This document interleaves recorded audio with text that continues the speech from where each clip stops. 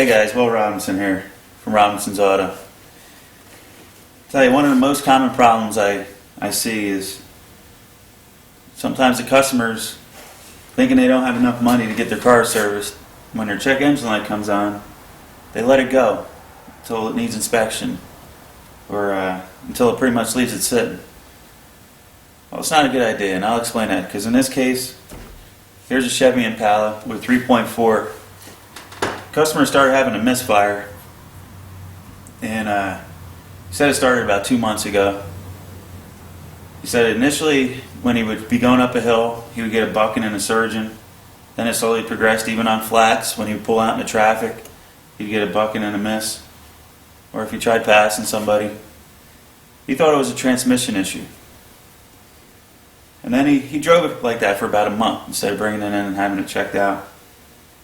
And he said then the check engine light came on. And he just ignored it. He said, oh, I'm due for inspection in another month. I'll have him throw it on the scanner then. Well, when that check engine light came on, it was telling him you just did more damage. And here, I'll show you why. After plugging the scanner into it, I brought up the code. I had a DTC P0420. And what that code is the heated oxygen sensor number 2. It's also referred to as the catalytic monitor sensor. Well, after he brought it in here, I pulled the codes up and I seen this P0420. And I could tell just by listening to this thing that something wasn't right. And I barely had any exhaust coming out the tailpipe. There was a tremendous amount of back pressure. So I knew right off the bat that misfire that he was explaining to me had destroyed the cat. The cat was damaged. And now he has a lot more of an expense that he has to worry about. But I can't go any further with my troubleshooting until I at least put a test pipe on it and then take care of the initial problem. And that's where we are. I got the cat cut off it, got a test plate in place. After I started it up, I could power brake it. That's a pretty good misfire too. So that's what destroyed the cat. So if you start having problems like that, if you don't feel like you can troubleshoot it or diagnose it properly, just have someone diagnose it for you and save yourself a lot of money, because in this case this cat ain't cheap and there's no way around it. He needs it. But I got to fix this misfire so I don't put a new cat on it and destroy that one as well. So let me take you out to the engine compartment and show you what I found. Okay guys, here we are back at my original troubleshooting. You see I got a fuel pressure gauge set up. Alright. I was just part of my initial troubleshooting, going over my basic checks. As you can see, when I first turn the key on, it jumps up around 5960. And after I start it up, it's hanging right there around, I would say 53, around 53, 54. When I give it gas, I actually have a fuel pressure gain. But you can hear that bogging.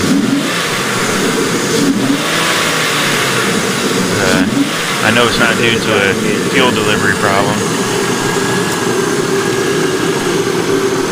This is still with the old cat on it. It's good. As you watch this vacuum, when I goose it like that, it should jump up around close to 0, and that would let you know that that motor's breathing. This one's not breathing.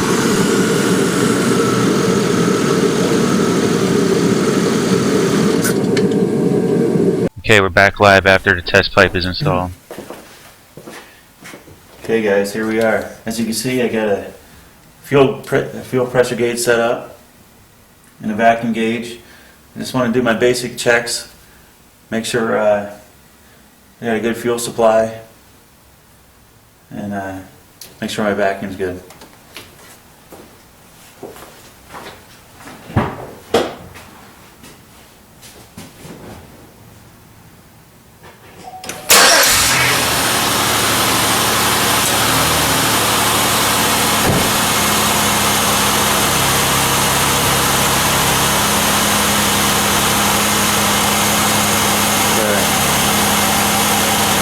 Take a look at this vacuum.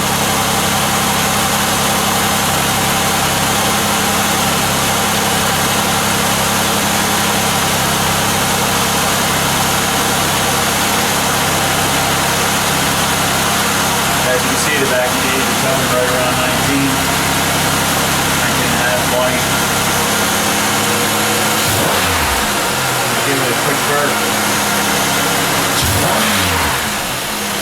Drops down, comes right back. That's telling me this engine's breathing. Okay guys, here we are.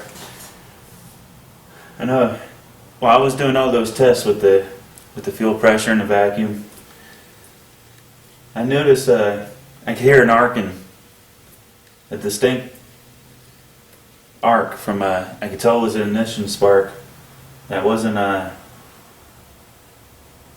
going where it should have been going, and that's to the spark plug. So after I shut it off, because I didn't want to poke around too much, all I had to do was, I didn't have to dig very far. I just moved this number 2 wire, and I could actually see the tracing of the arc and how it discolored the intake manifold. It was so intense. I flipped it over, and you can see where the spark was escaping the wire and going right to the intake manifold, and that's what was creating a misfire. Then I was able to just move these up out of the way. This thing ran like a champ. But I got to change. I got the okay to do a complete tune-up on it, so now I'll take care of his misfire. Meanwhile, I'm going to put the cat on it, and then I'm going to start doing the tune-up. Well, hey guys, I hope you learned something from that troubleshooting. Sometimes it's not as easy as finding a misfire like that, and as you can see, and as you will see in upcoming videos, I'm sure I'll come across some tricky ones. I get stumped now and then, but it's all part of troubleshooting and trying not to throw parts at it. But I guess the point I was trying to make with this, that if you start getting a misfire, or you get a check engine light, or any kind of odd condition that's out of the ordinary for your car, get it checked out. Or if you're capable of checking it out, check it out and fix it right away, because as you can see in this case, running with a misfire for 2 months is too long and too late for that cat. And it put a pretty big dent in his wallet, I'm sure, and at least made it a lot lighter. And it wasn't that it was labor intensive, it's more the fact that the parts are expensive. Those cats aren't cheap. And we're here a simple tune-up would have probably saved him big time in this case. But it is what it is. So you got the troubleshooting down. Stay tuned for the tune-up.